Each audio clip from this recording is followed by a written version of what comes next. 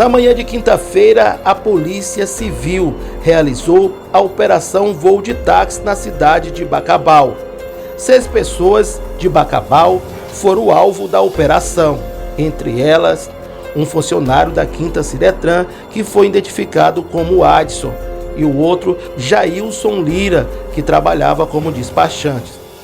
O secretário de Finanças e o adjunto da cidade de Bacabal não foram encontrados. Tem outro envolvido, identificado como Werneck, também não foi encontrado pela Polícia Civil. De acordo com a polícia, eles estão foragidos. De acordo com o delegado regional de Bacabal, essas pessoas estão envolvidas num esquema para beneficiar falsos taxistas. E diante da quantidade de carros com placas vermelhas, a gente percebeu que aquilo dali estava desproporcional. Em consultas à legislação de municípios também do estado do Maranhão, nós verificamos que as vagas de táxi, elas são emitidas de forma proporcional em relação aos habitantes. Numa média, por exemplo, de um táxi para 700 pessoas, um táxi para 800 pessoas, isso aí depende do ato normativo do município, que pode ser por lei ou por decreto, tá? Decreto municipal. Aqui no município de Bacabal, eu comecei a verificar, a pesquisar sobre as normas que regulamentavam a quantidade de vagas de táxi, e até o momento eu só encontrei um decreto do ano de 2022, salvo engano, em que foram criadas 50 vagas de táxi para o Brejinho, para o povoado Brejinho daqui de Bacabal.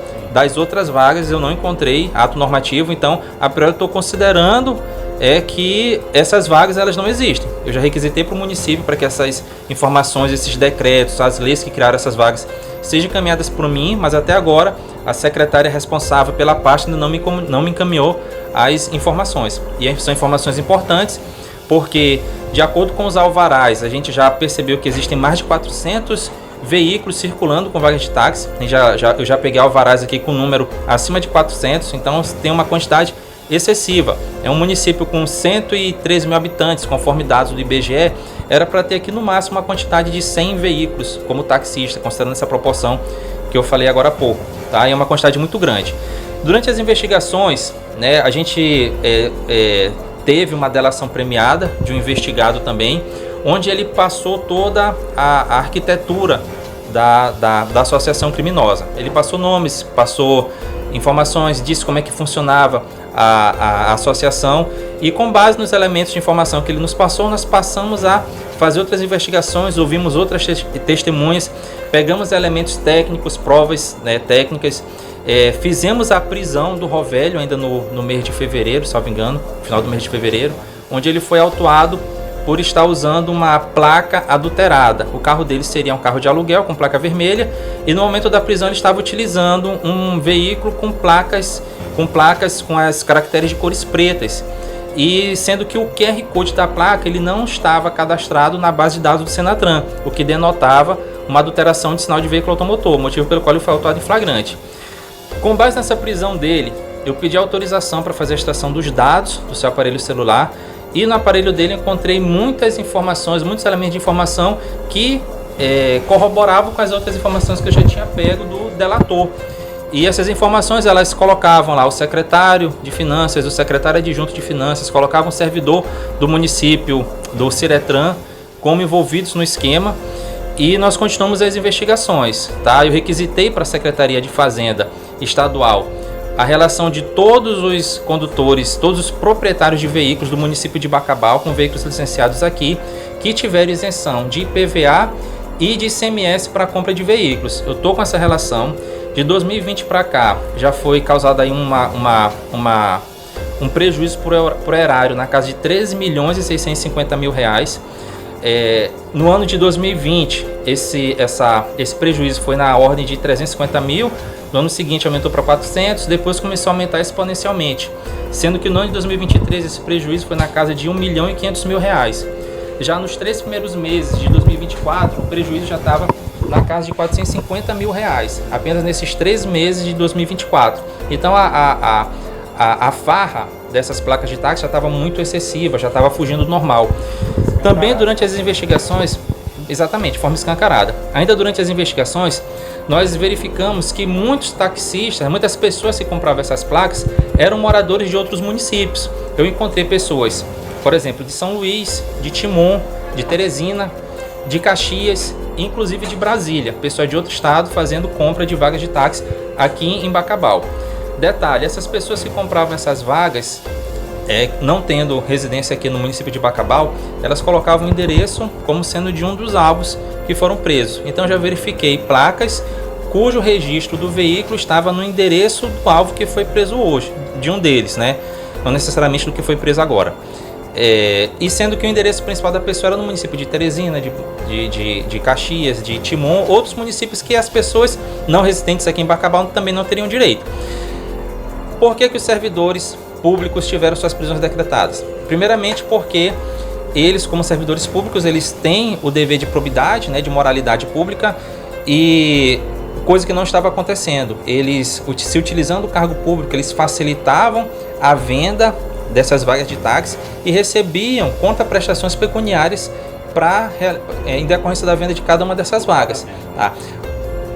Cada vaga de táxi ela era vendida ali em valores entre 5 e 20 mil reais. Eles começaram com 5, depois passaram para 8 e no ano de 2024 eles já estavam planejando fazer as vendas pelo valor de 20 mil reais. Esse valor era rateado entre o atravessador, que era aquela pessoa que vendia a placa, que oferecia para o particular. Ele recebia esse dinheiro do particular. Uma parte ia para os secretários de finanças, outra parte ia para o servidor do Detran e outra parte era remetida para umas pessoas de 2 lan houses que eles pegavam a documentação, os alvarás já expedidos, a documentação particular da pessoa, a CNH e CRLV do veículo, encaminhava para a Secretaria de Fazenda Estadual para fins de conceder a isenção de IPVA e o ICMS no momento da aquisição do veículo. Tá? Então eles foram presos, foi decretada a prisão deles pela corrupção ativa, corrupção passiva, pelos crimes de sonegação de tributos estaduais, que aqui entra o ICMS e o IPVA, e um deles teve a prisão decretada também por coação no curso do processo, que ele estava ameaçando uma das testemunhas que nós ouvimos aqui no bojo do inquérito. Agora, delegado, nesse esquema fraudulento, qual a função do Jailson e também do Alisson? De que forma que eles agiam dentro do Detran e também fora para manter esse esquema juntamente com os secretários e outras pessoas? O Jailson, ele foi a primeira pessoa, pelo menos a informação que a gente tem, que iniciou a venda dessas vagas fraudulentas, a venda dessas vagas de forma fraudulenta aqui em Bacabal. Ele trabalha como, segundo ele mostra, como despachante, como mototaxista aqui na cidade.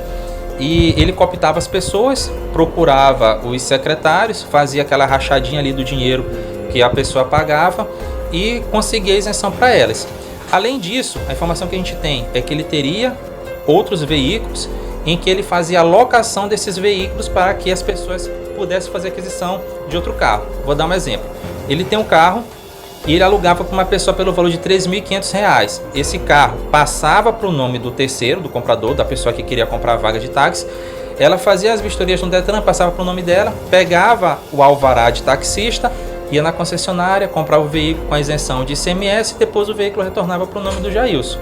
Tá? Isso aí tudo foi constatado através da interceptação de conversas do aparelho de um dos alvos que foi apreendido. Quantas pessoas foram conduzidas e quantas pessoas não foram encontradas e o que foi encontrado na casa dessas pessoas que foram conduzidas? A gente está agora com 3 pessoas presas, tá? Um já se encontra preso, que é o Rovelli, ele está na penitenciária do Piratininga. A gente está com o Adson preso aqui na delegacia e com o Jailson. 3 pessoas até o presente momento presas. E nós estamos com outros 3 foragidos, que são os 2 secretários e o Werneck também. O Werneck, proprietário da Lan House, né? Proprietário da Lan House.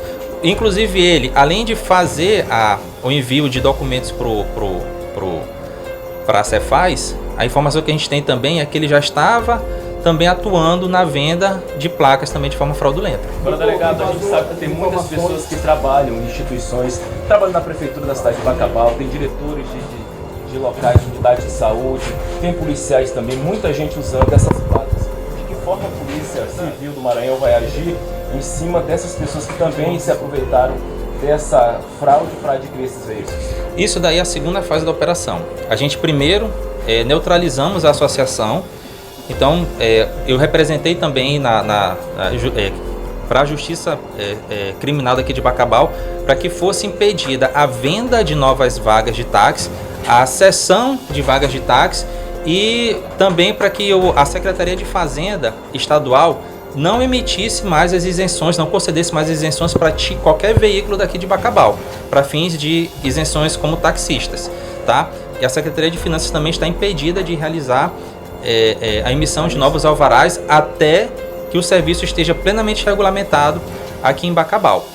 Nessa segunda fase, eu já tenho o nome de todos os proprietários de veículos, todas as pessoas que obtiveram isenções, e nós vamos agora fazer a intimação de cada uma para que elas venham à delegacia prestar esclarecimentos. Elas vão ter que justificar se são taxistas, quanto tempo exerce a profissão e se ela já era servidora pública, se era policial, militar, policial civil, se era servidor do TRT, da Justiça Federal, da Prefeitura, se era advogado, qualquer profissão. Isso aí já denota a incompatibilidade de horários. Porque a isenção de tributos para o taxista, para ele exercer a profissão, é aquela pessoa que atua diuturnamente no exercício da profissão no transporte de passageiros no meio urbano, tá? No meio urbano, dentro da cidade.